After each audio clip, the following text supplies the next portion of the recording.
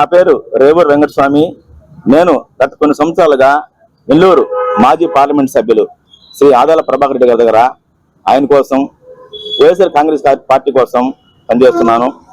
ఉదయం 6 గంటల నుంచి రాత్రి 10 గంటల వరకు ఆదాల ప్రభాకర్ రెడ్డి గారు చెప్పిన పనుల్లా చేశాను. నేను దళిత వర్గానికి చెందిన వ్యక్తిని. కానీ ప్రభాకర్ రెడ్డి గారు నమ్మిన నాయకుల్ని నమ్మే పరిస్థితి ఉండదు. ఆదాల ప్రభాకర్ రెడ్డి ఒక నైవంచకుడు. ఆదాల ప్రభాకర్ రెడ్డి ఒక మోసగాడు.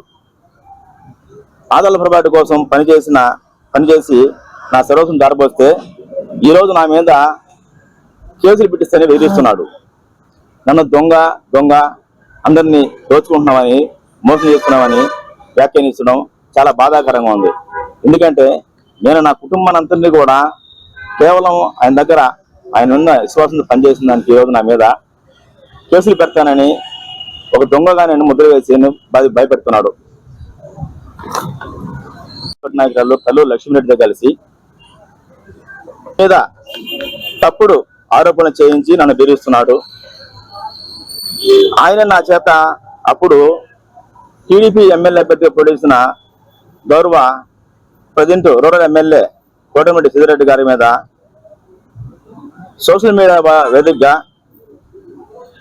ఆయన్ని తిట్టడానికి ఈ కల్లూరి లక్ష్మీరెడ్డి గారితో కలిసి యూట్యూబ్ ఛానల్ను పెట్టించి సిద్దిరెడ్డి గారిని అసభ్య పదజాలంతో దూషించడమే మా పని అని చెప్పారు.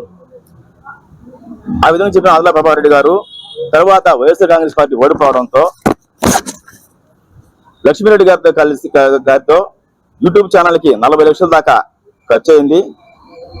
దానికి ఆయన ఖర్చు తిరిగి ఇవ్వాలని నన్ను ఆదాల ప్రభాకర్ రెడ్డి గారు బెదిరించి భయపెట్టి 10 మంది రౌడీలతో నన్ను కొట్టించి నా దగ్గర ప్రామిసరీ నోటు రాయించుకున్నారు.